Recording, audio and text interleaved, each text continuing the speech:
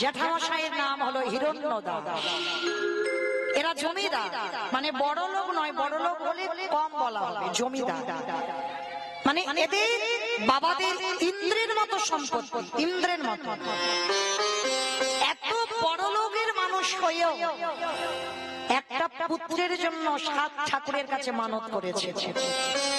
কেউ মায়েরা, আপনাদের কাছে আমি একটা কথা বলে যাই, অনেকে বাবা দেখবেন 4-5টা কন্যা সন্তান হলে একটা ছেলের জন্য 7 ঠাকুরের কাছে কাঁদে। কাঁদে না? কোথাও কাঁদতে হবে না, আমি বলে যাচ্ছি, বিশ্বাস। চলে যাবেন রাধা কুণ্ডের তীরে, বৃন্দাবন, উত্তরপ্রদেশ। ওই রাধা কুণ্ডের তীরে গিয়ে ওই রাধা কুণ্ডে একবার স্নান করতে। কেন বললাম? কারণ আমরা মনুষ্য কুলে বাবা সব তীর্থে স্নান করা সম্ভব নয়। কারণ মানুষের এখন টাইমের কত দাম, সময়ের কত দাম, অর্থেরও দরকার। সব তীর্থে ঘুরতে গেলে যদি যেতে না পারে, চলে যাবে রাধা কুণ্ডের তীরে। কেন বললাম রাধা কুণ্ডের তীরে যেতে? ওই রাধা কুণ্ডে যদি স্নান করেছো তো বাবা আর কোথাও স্নান করা লাগে না। ওই একটা জায়গায় স্নান করলে সব তীর্থে স্নান হয়ে যায়। কেন? যেদিন আমার ভগবান কৃষ্ণ অরিষ্টাসুরকে বধ করেছিল, অরিষ্টাসুর মানে ওই একজন অসুর, মানে গাভী রূপ ধারণ করে কৃষ্ণকে মারতে এসেছিল। তো যখন আমার ভগবানের ওই যে ধবলী, শ্যামলী, কালী, কমলীর ভিতরে বাবা ঢুকে পড়েছিল ওই অসুর রূপী গরুটা, ভগবান চিনল কি করে যে ওটা অসুর? প্রত্যেকটা গাভী চড়ছে, প্রত্যেকটা গাভীর ওই মাটিতে ছায়া পড়ছে, কিন্তু অরিষ্টাসুর ওর দেহের কোনো ছায়া পড়ছে না। তখন ভগবানের জানতে দেরি হলো না, আমার কোন গরুর মধ্যে কোন গরু নয়, ও নিশ্চয়ই কোন অসুর এসেছে আমাকে বধ করতে। তখন ভগবান কৃষ্ণ কি করেছিল? ওই গাভীটার পাটা ধরে বনবন করে ঘোরাতে ঘোরাতে একেবারে মেরে আছাড়। মানে কৃষ্ণকে মারতে এসেছিল, ভগবান এমন আছাড় মেরেছে বাবা, 4টে পা খেলিয়ে হরি বল হয়ে গেছে। কিন্তু হলে কি হবে? ভগবান ওই ভক্তকে কিন্তু চরণ ছাড়া করেননি। দেখেন ভগবান কৃষ্ণের চরণে আছে ওই গোষ্পদের চিহ্ন। হ্যাঁ, ভগবানের চরণে এই যে 19টা চিহ্ন, তার ভিতরে একটা চিহ্ন ওই গোষ্পদের চিহ্ন, মানে গরুর পায়ের খুর। মানে অরিষ্টাসুরকে বধ করে আর তার পায়ের উপরে, তার মাথার উপরে ভগবান নিজেই নৃত্য করেছিল, আর নৃত্য করতেই ওই পায়ের খুরের চিহ্নটা ভগবানের চরণে চলে এলো। কিন্তু অরিষ্টাসুরকে বধ করে আমার ভগবান কৃষ্ণের সর্বশরীরটা পাপী হয়ে গেল। কেন? মনে রেখো বাবা, গো হত্যা করা মানে মহাপাপ, মহাপাপ। ভগবানকে পর্যন্ত ছাড়েনি। যেই না রাধারানীর কাছে গোবিন্দ দাঁড়িয়েছিল, রাধারানী বলে বললেন, দাঁড়াও, ছি ছি ছি ছি ছি, তুমি পাপী হয়েছো। পাপী? রাধে তুমি জানো না ওটা গাভী মাতা ছিল না, ওটা গোমাতা নয়, ওটা তো অরিষ্টাসুর। বলে শোনো, অরিষ্টাসুর হোক আর যেই হোক, গোমাতার রূপটা তো ধরেছিল, তাহলে তুমি গোমাতাকে হত্যা করেছো, তার জন্য তুমি মহাপাপী। ঠিক আছে, তাহলে রাধে তুমি একেবারে বলে দাও, আমি সকল পাপ থেকে মুক্তি পাবো কি করে? একটু চিন্তা করেন মা, যিনি বিশ্বের স্রষ্টা মালিক ভগবান, তিনি রাধার চরণ ধরে বলেছিল, বলো রাধে আমি মুক্তি পাবো কি করে পাপ থেকে? তখন রাধারানী বলেছিল, শোনো, মুক্তি যদি পেতে হয় তোমাকে তীর্থে তীর্থে স্নান করতে হবে। মানে জগতে যত তীর্থ আছে সেই তীর্থে 12 বছর তীর্থ ভ্রমণ করে তোমাকে কাটাতে হবে, আর প্রত্যেকটা তীর্থে তোমাকে ডুব দিতে হবে, তবে যদি মুক্তি পাও। গোবিন্দ আমারে বলেছিল, রাধে গো, যাকে আমি এক পলক না দেখে থাকিতে পারি না, যাকে আগে বিন্দু না দর্শন করিলে আমি আমার এই দেহের প্রাণ চলে যায়। তারে বলো বলো রাধে আমি কেমন করে, আমি কেমন করে 12 বছর তীর্থে তীর্থে কাটাই, বলো প্রেম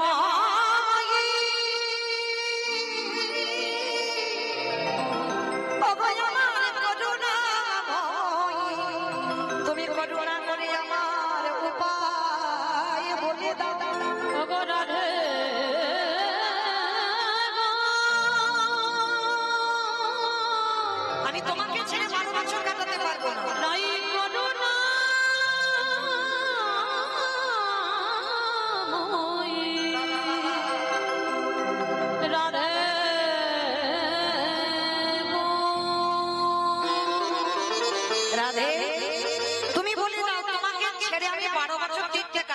পারবো না।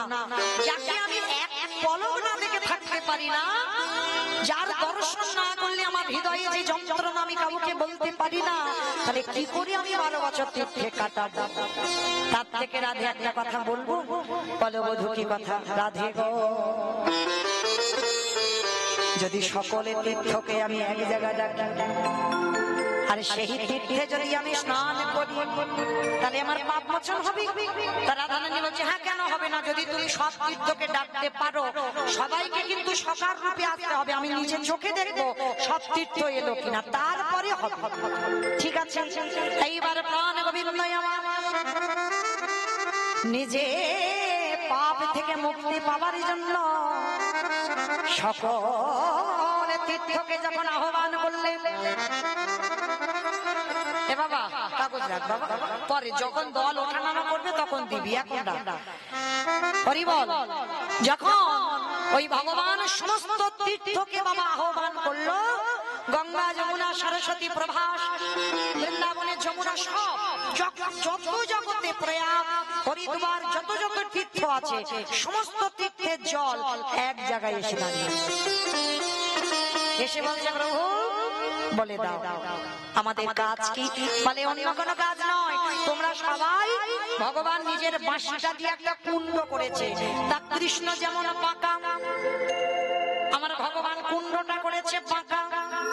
আর সমস্ত তীর্থকে বলছে, তোমরা শোনো, সবাই জল হয়ে এই কুণ্ডেতে বসো। সমস্ত তীর্থ জল হয়ে কুণ্ডে গেল। এইবার কুণ্ডে স্নান করেছে, স্নান করে যেই না রাধারানীর চরণটা ছুটে যাবে, গোবিন্দ আমার সখীগণ বলে উঠলেন, দাঁড়াও দাঁড়াও, ওইভাবে নয়, ওইভাবে নয়, তুমি এখনো পাপী আছো, এখনো পাপী আছি, আমি তো সব তীর্থকে ডাকলাম। বলে তীর্থকে ডেকেছে তো বটে, তীর্থ তখন পবিত্র হয় যতদিন না রাধারানীর চরণ ধুলা পাই।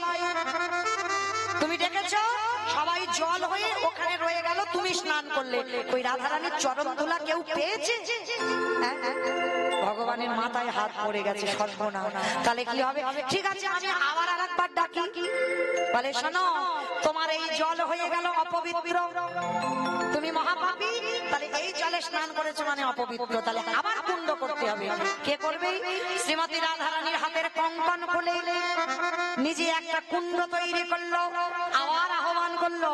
এইবার আহ্বান করে রাধারানী বসে আছে, সমস্ত তীর্থগুলো এসে রাধার চরণে ধুলেছে।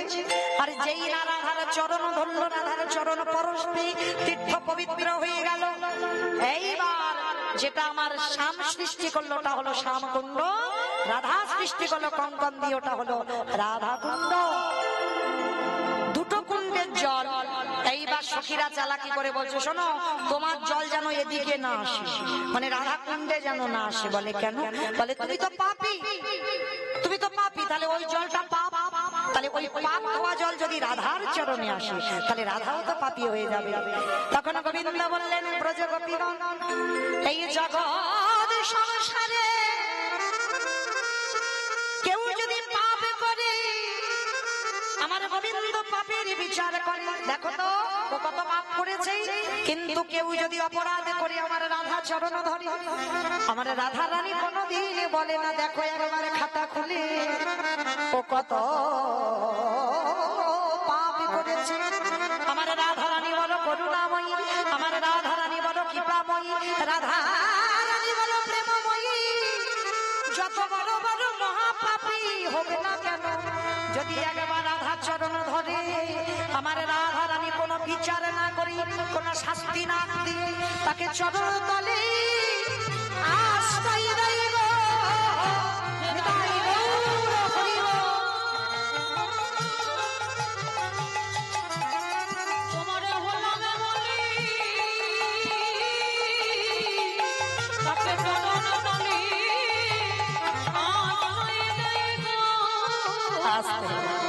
এইবার দুটো জল এক করে দিল, রাধা কুণ্ডের জল শ্যাম কুণ্ডে এলো, শ্যাম কুণ্ডের জল রাধা কুণ্ডে এলো।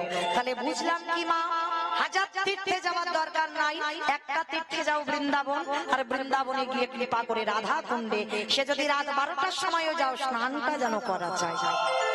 অনেকে আছে বাবা সন্ধ্যা হয়ে গেল, পুলিশ মাসে গেছে, সন্ধ্যা হয়ে গেল, মাথায় একটু জল ছিটিয়ে দিয়ে চলে এলো না।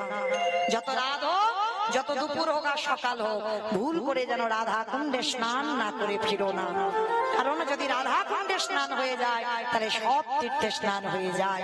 আজকে আমিও বলে যাই, যদি কারোর পুত্র সন্তানের জন্য কাঁদো, চলে যাবে রাধা কুণ্ডে, স্নান করবে করে আমার রাধা রানীর কাছে একবার আঁচল পেতে একবার নয়ন জলে দিয়ে বলো, রাধে তুমি আমার কোলে একটা কৃষ্ণ ভক্ত সন্তান দাও। আমার বিশ্বাস যদি কেউ ভক্তি ভরে নয়ন জলে আমার রাধা রানীর কাছে কেউ আরতি জানাতে পারে, অবশ্যই করে তার কোল আলো হবেই। যেটা জমিদার হিরণ্য দাস আর গোবর্ধন দাসের ঘর আলো করে এসেছিল, ওই রাধা কুণ্ডে রাধা রানীর কাছে মানত করে রঘুনাথ দাসকে পেয়েছিল। কিন্তু আমরা মা গুলো কি করি জানো? ভগবানের কাছে বলি, ঠাকুর চাকরিওয়ালা ছেলে দাও, ডিগ্রিওয়ালা ছেলে দাও। কই কোনো মা তো বলে না যে আমার একটা কৃষ্ণ বলা পাখি দাও। সে তুমি তাকে লেখাপড়া চাকরি মতো যা দাও দেবে, ওসব আমার কোনো দাবি দাবা নেই, শুধু যেন সে মানুষের মতো মানুষ হয়। শ্রী শ্রী রামকৃষ্ণ ঠাকুরের বই যারা পড়বেন, ঠাকুর সবাইকে একটা কথা বলতো না, তোদের চৈতন্য হোক, তাই না? আচ্ছা বাবা, আমাদের এত পড়াশোনার ডিগ্রি আছে, আমাদের চৈতন্য নেই? বলে হ্যাঁ আছে। মানুষের মতো দেখতে হলে তারে মানুষ হয় না। মানুষ তাকে বলবে যার হৃদয়ে মনুষ্যত্ব জ্ঞান। শুধু মানুষের মতো দেখতে বলে তুমি মানুষ নও, আগে মনুষ্যত্ব জ্ঞান অর্জন করো, সদ্গুরু বৈষ্ণব চরণ ধুলা নাও, পিতা মাতাকে সম্মান করো, তবেই তুমি মানুষ। জগতে সবাই বলে তুমি ভালো, তবে তো ভালো, নিজে যদি ভালো বলো তো ভালো না, কখনো না। আজকে সন্তান মানুষ করবে বাবা, বাবা নয়। কেউ যদি মনে করে বাবা ছেলে মানুষ করবে, না, ছেলে মানুষ করবে মা। ছেলের আধ্যাত্মিক চেতনা দেবে ও মা, বাবা নয়। হরি বল। বাবা যেটা পারবে না সেটা মা পারবে। যার জন্য আমার চৈতন্য মহাপ্রভু বাবার পরিচয়ে নয় মায়ের পরিচয়ে এসেছে। নাম নিয়েছেন কি গো? সচ্চিদানন্দন গৌরাঙ্গ সুন্দর। কেউ কিন্তু বলি না আমরা জগদানন্দন গৌরাঙ্গ সুন্দর, কারণ বাবার নাম জগন্নাথ, মায়ের নাম সচি ঠাকুরানী। বাবার নামে এলো না কেন? আপনারা কলির মানুষ, আমি কলির মানুষ, ভগবান কলির ভগবান। তাহলে আপনারা বাবার পরিচয় পরিচিত, আমি আমার বাবার পরিচয় পরিচিত। আর এই পৃথিবীতে যার বাবার ঠিক নেই, সমাজ কলঙ্কিত করে দেবে। বলে না ওর জন্মের ঠিক নেই। কত কটু কথা বলি, যদি আমি বাবার নামটা লিখতে না পারি, দেখো যে মা দিল ব্যথা সে মা রইল কোথা। মায়ের কোনো পরিচয় নাই, বাবার ঠিকানাটা লাগবে কলিযুগে। তাহলে বাবার পরিচয়ে যদি আপনারা আমরা পরিচিত হই, আমার চৈতন্য মহাপ্রভু কেন হচ্ছে না? কেন মার পরিচয় পরিচিত হলো? এটাই তত্ত্ব, এটাই জানতে হবে। কারণ বাবা যেমন বাবা সন্তানকে ভালোবাসে, মাও সন্তানকে ভালোবাসে। বাবার ভালোবাসা হলো ঐশ্বর্যে, মায়ের ভালোবাসা হলো মাধুর্যে। দেখবেন ধুলো কাদা বালি মেঘে আছে, একজন ছোট্ট বাচ্চা বাবার কোলে উঠতে যায়, বেশিরভাগ, তবে বাবা সবাই নয়, কান মুলে নিচ্ছে বেশিরভাগ বাবারা। তাড়াতাড়ি করে হাতটা ধরে বলে বাবা গো কি নোংরা মেঘে আছে গো, যা যা আগে মার কাছে পরিষ্কার হ, আগে প্যান্ট জামা পরে হাত মুখ ধুইয়ে মার কাছে পরিষ্কার হয়ে তবে আমার কোলে উঠবে। আছে না? কি গো আছে তো?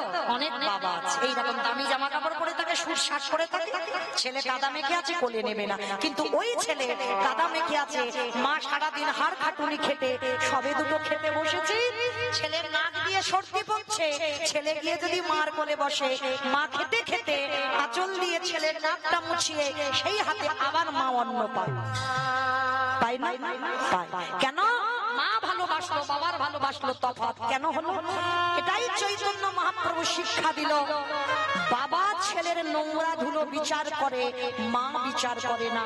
ঠিক তদ্রূপ আমি কলিকালের ভগবান হয়ে নদিয়ায় যাব, আমি যদি বাবার পরিচয়ে পরিচিত হই, তাহলে কলির নোংরা মাখা জীব, সবাই নোংরা মেখে আছে, কাম কাঞ্চনে আসক্ত, বিষয় বিষয় আসক্ত।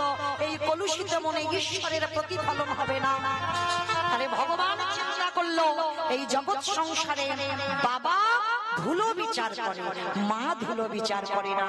তাহলে আমি যদি মায়ের পরিচয়ে যাই, তাহলে কলির মানুষ যে নোংরা মেখে আছে, কামনা বাসনার নোংরা, বিষয় বৈভবের নোংরা, আমি অচিরেই মায়ের পরিচয়ে পরিচিত হই, প্রত্যেককে কোলে করে নিয়ে নিতাই গৌর প্রেমানন্দে হরি বল বলে উদ্ধার করব।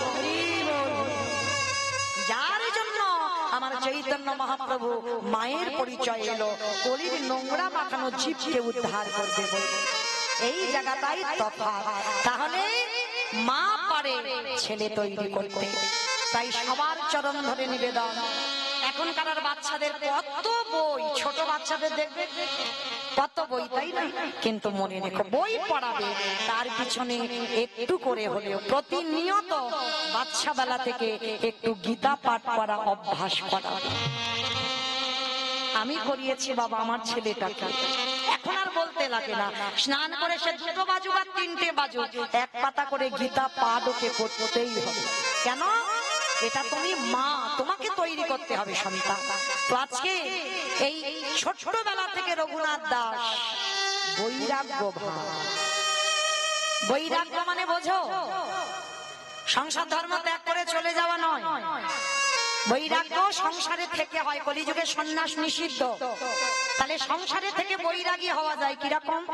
যেদিন বাবা তোমার জিহ্বার লালসা চলে যায়, মন দিয়ে শুনবেন মা, এই জায়গাটায় সংসারে থেকে বৈরাগ্য হবে, জিহ্বার লালসা চলে যাবে। দেখবেন এই যে মাছ মাংস রবিবার হলে মাংস খেতেই হবে, এই লালসা থাকবে। মানে কোন রকমে একটু আলু সিদ্ধ ডাল হলেই, মানে উদরটা ভর্তি হলেই হয়ে যাবে। যেদিন তোমার হৃদয়ে আসবে মনে করবে তোমার জিহ্বার বৈরাগ্য হয়ে যাবে। যেদিন তোমাকে কেউ পরশ করবে, যেদিন তোমার এই পরশ শক্তিটা চলে যাবে, সেদিন তুমি বুঝবে তোমার দেহেরও বৈরাগ্য এসেছে। যেদিন কর্ণ কৃষ্ণ কথা ছাড়া আন কথা কানে নেবে না, সেদিন কর্ণেরও বৈরাগ্য হয়ে যাবে। যেদিন দৃষ্টি শক্তি, ভগবত দর্শন, সাধুগুরু বৈষ্ণবের চরণ ছাড়া আর কিছু দেখতে চাইবে না, সেদিন তোমার চোখের বৈরাগ্য হয়ে যাবে। যেদিন তোমার মন সকল সংসারের চিন্তা থেকে দূরীভূত, শুধু একটাই চিন্তা হবে, আমি কি তারে পাবো না। এই চিন্তাটা যেদিন তোমার মাথায় এসে যাবে, সংসারে সব চিন্তা বন্ধ, আমি কি তারে পাবো না, সেদিন জানবে তোমার মনেরও বৈরাগ্য এসে যাবে। রঘুনাথ ছোটবেলা থেকে তার বৈরাগ্য ভাব, যেখানে সাধুগুরুরা আসে ও ছুটে ছুটে চলে যায়, যেখানে ভাগবত হয় ও ছুটে চলে যায়, যেখানে হরিনাম হয় ও ছুটে চলে যায়। বেঁধে রাখতে পারে না, কিছুতে বেঁধে রাখতে পারে না। বাবা মা সিদ্ধান্ত নিল ছেলেকে একটু পড়াশোনা করাতে হবে। নিয়ে গেল কোথায়? বলদেব আচার্যের কাছে, পাঠশালায় ভর্তি করলো। আর দেখবেন বাবা বড় লোকের ছেলেরা একটু জেদি হয়, হয় না মা? খুব জেদি হয়, খুব একটা ভালো পড়াশোনা করতে যায় না। আর যদি বা একটু মারধর করো, ওর গার্জেনরা তেড়ে আসে। তা বলদেব আচার্য বললেন যে এই রঘুনাথকে আমি দায়িত্ব নিতে পারবো না, কারণ ও বড় লোকের ছেলে, ও পড়াশোনা করবে না। তা হিরণ্য দাস আর গোবর্ধন দাস 2 ভাই বলদেব আচার্যকে গিয়ে বলেছিল, গুরুদেব আপনি জানেন না হে বড় লোকের ছেলে হতে পারে, এ ছোটবেলা থেকে একটু অন্য ধরনের, আপনি একটু চরণে আশ্রয় দেন। ও যদি একটু পড়াশোনা না করে আমার এই মহল দেখভাল করবে কি করে? ঠিক আছে আমি রাখলাম, তবে যদি কোনোদিন অন্যথা দেখি আমি কিন্তু ওকে বের করে দেব। ঠিক আছে। অমাইরা রঘুনাথ আশ্রয় পেল পাঠশালায়। সমস্ত পড়ুয়ারা পড়াশোনা করে, ভাগবত পাঠে বসে বলদেব আচার্য। সমস্ত বন্ধুরা কত হাসি ঠাট্টা গল্প গুজব করে। আর জানো মা, ওই ছোট্ট রঘুনাথ সবার সামনে বসে ভাগবত শোনে। আর ওই ভাগবত শোনে আর 2টো নয়ন জলে বুক ভেসে যায়। বলদেব আচার্য পাঠ করতে করতে ভাবলো অন্যান্য পড়ুয়ারা এরা শুনছে, এরা তো কিছু বোঝে না, কিন্তু এইটুকু 5 বছরের ছেলে রঘুনাথ এ কি বোঝে ভাগবতে?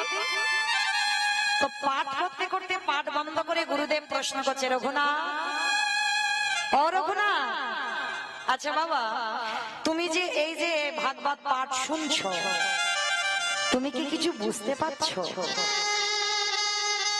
এই হলো শিক্ষা, ভালো করে বুঝবেন মা। একটা ছোট্ট বাচ্চাকেও তুই বলে সম্বোধন করার অধিকার তোমার নেই, কারণ তুমি যদি একটা শিক্ষা দিতে গিয়ে কারোকে তুই বলে সম্বোধন করো, তাহলে সে শিখবে কি ছোটবেলা থেকে? তাহলে সে তো ওটাই শিখবে। তাই যত ছোট হোক প্রত্যেককে তুমি বলে সম্বোধন করা উচিত, তুই নয়। তো আজকে বলদেব আচার্য শিক্ষাটা দেখে ওই রঘুনাথকে বলছে, রঘুনাথ বলো, আচ্ছা এই যে আমি ভাগবত পড়ছি, আচ্ছা তুমি যে শুনছো, আচ্ছা তুমি কি বুঝেছো? তুমি যে এত পাগলের মতো কাঁদছো। গুরুদেব, আমি কিছু বুঝতে পারছি না, তবে আচ্ছা বুঝতে যদি না পারো তাহলে কাঁদছো কেন? কাঁদছি কেন জানো গুরুদেব? আমি একটা কথাই ভেবেছি। কি কথা বাবা? আমার একটা কথাই ভাবনা, আমি কি তারে পাবো না? কাকে পাবার কথা বলছিস রঘুনাথ? কাকে পাবি? আমি কৃষ্ণ চরণ পেতে চাই। ছোট্ট ছেলে রঘুনাথকে বুকে ধরে বললে, পাবি বাবা, পাবি অবশ্যই, কোনো না কোনো দিন তোমার কৃষ্ণ কৃপা হবেই হবে। বেশ কিছুদিন রয়ে গেল, ওই রঘুনাথ আসতে।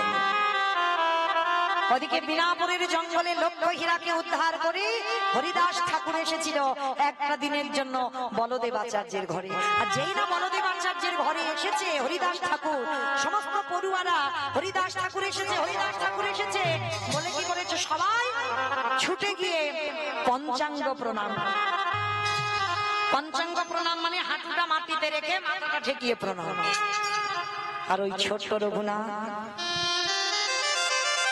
হরিদাস ঠাকুরকে দেখে ছুটে গিয়ে বাবা ষষ্ঠাঙ্গে শুয়ে পড়ে দণ্ডবত প্রণাম। তবে মায়েরা, আমাদের নারী জাতিদের দণ্ডবত প্রণাম নয়, নিষিদ্ধ। পুরুষ জাতি তাদেরই হবে দণ্ডবত প্রণাম। নারীদের ওই পাটা মাটিতে, হাঁটুটা মাটিতে রেখে ওই পঞ্চাঙ্গ প্রণাম করতে হয়।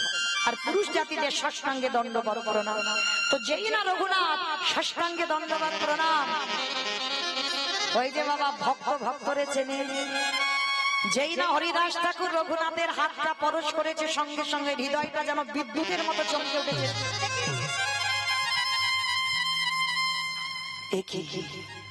যারা সাধন ভজনের মানুষ, ভক্তের অঙ্গ পরশ করলেই বুঝতে পেরে যাবে এর দেহটা ভজনের দেহ, সাধনের দেহ। যেই না পরশ করেছে, হরিদাস ঠাকুর দেখছে, নয়নের দিকে তাকিয়ে মাথায় হাত দিয়ে বলছে, বাবা বাবা বাবা। এই তো এই মাটিতে বীজ বপন করলে অঙ্কুরিত হবেই হবে। এই তো ষোড় গোস্বামীর মধ্যে এক গোস্বামী পেয়ে গেছি বাংলার মাটিতে, আর একজন ভক্ত আমি পেয়ে গেছি। আর দেখবেন বাবা, এই ছোটবেলা থেকে রঘুনাথ আমার হরিদাস ঠাকুরকে অনুকরণ করত। আমার অনুকরণ মানে বোঝো তো? অনুকরণ মানে বোঝো না? না না, করতো না মানে একজনকে দেখে অনুকরণ। যেমন এখন আমাদের কীর্তন জগতে হচ্ছে, দেখবেন মানে একজনের কীর্তন হুবহু অন্যজন একই রকম করে, একই রকম, এইগুলোকে বলা হয় অনুকরণ। মানে আমার কীর্তন একজন মানে একেবারে ডুপ্লিকেট করে সেই রকম কীর্তন এরকম হয়, এটাকে অনুকরণ বলা হয়। তো এটা শুধু আমাদের জীবনে নয়, সেটা তখনকার সমাজেও ছিল। রঘুনাথ দাস জমিদারের ছেলে হয়ে সর্বক্ষণ হরিদাস ঠাকুরকে অনুকরণ, তবে অন্য কিছু অনুকরণ নয়, তার ভক্তির পথটাকে অনুকরণ করতে। 24 ঘন্টায় একবার আহার করে। আর আমাদের জগতের মানুষেরা বলে না খেলে নাকি মরে যায়, রোগা হয়ে যায়। কি গো, বেশি যত আহার করবে ভজনে বাধা হয়ে যাবে, যত কম আহার করবে তত ভজন শক্তিটা বেড়ে যাবে। অতিরিক্ত আহার নিষিদ্ধ, অতিরিক্ত নিদ্রা নিষিদ্ধ, ভজন পথে এগুলো বাধা হবে। তো আজকে রঘুনাথ জমিদারের ছেলে হয়ে 24 ঘন্টায় একবার আহার করত। আমি প্রথমেই বলেছি বাবা, এই চরিত্র শুনলে তুমি ভক্তির পথে কি করে যাবে বুঝতে পেরে যাবে। একবার আহার করে, আর নিদ্রা জমিদারের ছেলে হয়ে পালঙ্ক নয়, মেঝেতে একটা কোন রকমে মাদুর বিছিয়ে, কোনো বালিশ নয়। হরিদাস ঠাকুর বলছে, রঘুনাথ তুই তো এখন ছোট বাবা, একটু বড় হ না বাবা, তবে তুই আমাকে অনুকরণ করিস না। শিশুকাল থেকে যদি আমি অনুকরণে না থাকি তাহলে বড় হয়ে শিখব কি? ছোটবেলা থেকে ওই ভাগবত পাঠ, ছোটবেলা থেকে এটা রঘুনাথের স্বভাব। একটু বড় হয়েছে, বড় হতে বাড়িতে ফিরে গেছে, আর বাড়িতে ফিরেই বাবা যেখানেই হয় হরিনাম সংকীর্তন ভাগবত, রঘুনাথ চলে যায়। আর বড় লোকের ছেলে একটা সম্মানের ব্যাপার আছে, আবার প্রজারা ছুটে গিয়ে রঘুনাথকে ধরে ধরে আনে। মানে কিছুতেই ছেলেটাকে ঘরে মন বসাতে পারছে না, মানে শুধু মানে পাগলের মতো। দেখবেন বাবা, যারা কৃষ্ণ ভক্ত হয়েছে না, যদি তোমার হৃদয়টা ভগবানের জন্য আকুলতা বেড়ে যায়, আকুলতা বোঝো, মানে এটা শ্রী রামকৃষ্ণ পরমহংসদেবকে আমার নরেন প্রশ্ন করেছিল, ঠাকুর ভগবান পেতে গেলে কি করতে হয় গো? ভগবান যে পাবো, কি করলে ভগবান পাবো? তখন শ্রী রামকৃষ্ণ পরমহংসদেব দক্ষিণেশ্বর কালীবাড়িতে ছিল, আর কি করেছে বাবা, ঠাকুর নরেনকে ডেকে বলেছিল, নরেন এখানে আয়। ওই যে গঙ্গার জল যাচ্ছে, গঙ্গার জলে নেমেছে গুরু শিষ্য দুজনে, আর নেমে এবার নরেনকে বলছে, নরেন একবার ডুব দিতে দেখি বাবা। যেই না ডুবেছে, আমার ঠাকুর কি করেছিল জানো? ওই নরেনের মাথাটাকে নিয়ে ওই জলের ভেতরে চেপে ধরে আছে। আমার বলো তো দেখি, কেউ যদি জলে ডুব দেয় আর কারণ মাথাটা নিয়ে যদি জোর করে চেপে ধরে থাকা যায়, কি মানে ওঠার জন্য ছটফট করবে না? তো নরেনের বাবা একেবারে প্রাণ যায় যায় যায়, আর যেই না প্রাণ যায় যায়, ঠাকুর কি করেছে? হাতটা ছেড়ে দিয়েছে। আর যেই না হাতটা ছেড়ে দিয়েছে, অমনি বাবা জল থেকে একেবারে ঠেলে উঠেছে। আর যেই না ঠেলে উঠেছে, রাগ বসে বলে উঠে, এই জন্য তোমার বলে পাগল, সাথে কি তোমার বলি পাগল?